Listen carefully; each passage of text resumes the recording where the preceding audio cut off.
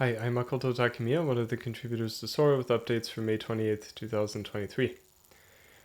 Dio Arena finished their latest season. They burned more than 10,000 Dio tokens as part of the game, so congratulations to them on this success. I think there's more than 2,000 games played, which is quite a remarkable feat, considering I haven't seen it promoted so much.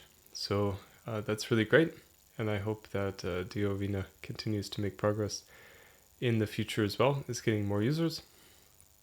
Besides that, we've just been working on the same work. It takes lots of time to finish these things, but Sora Card is coming soon. We're working with our partners, and our payment processor that's working with us is really working hard and trying to push everything to come together for the final stretch. So until then, we're just going to wait and try to support them when they're ready to go. And we've been making progress on the order books and on the substrate bridge and all these different things. So soon, I think in June, we'll be able to test these in public. So we'll get some formal announcements ready when these are ready. People also asked some questions about dev invoicing, because we're starting to vote for the April dev invoice. So there are a few questions, like one, what kind of process do we manage to make sure that people actually do the hours that we charge for? And we have quite a strict internal process where we audit the, for one thing, we use Toggle to track the times for employees who are paid salary rate per hour, and we have an internal process where our business admins audit the hours and also look for like major changes or outliers in the Toggle reports. And we also have a quarterly evaluation process for all employees where we go through a review process, and it's also looked at whether employees have a low performance or low output that would seem to indicate that hours were not worked. But we have internal checks and balances inside the admin process to make sure that we don't, that nothing slips by. So we don't bill the community for work that's not done. We always check to make sure first. That's why it takes some time before we issue the invoice publicly.